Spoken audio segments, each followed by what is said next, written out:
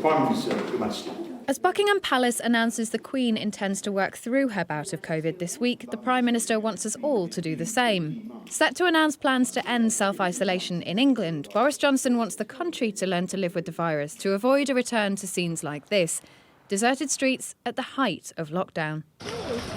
But along with ending self-isolation, free COVID tests are expected to end for most of us too, and some warn it will make spotting new cases which could harm vulnerable people more difficult.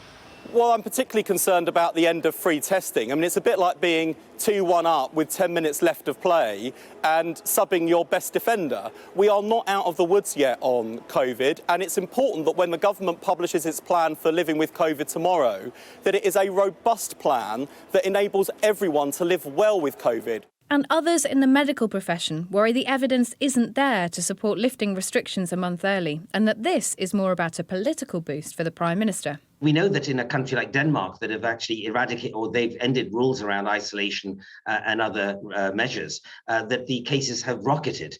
So we think this is a premature decision. It's not based on data. And it's unnecessary at this moment when we should be protecting people. And the government hasn't put in place any of those explanations, but has made an announcement 1 month early, which we believe therefore becomes a political announcement, not one that's based upon the interests of the public's health. The plan the Prime Minister will announce tomorrow is a risk, but the government believes it's a calculated one. There are still questions about testing, about tracking new variants and protecting the most vulnerable. But Boris Johnson wants us all to take a leaf out of the Queen's book, to get vaccinated, to take sensible precautions, but most importantly, to keep on going. And he hopes this calculated risk will be enough to prove to the country and his restive backbenchers that he's still the man for the job.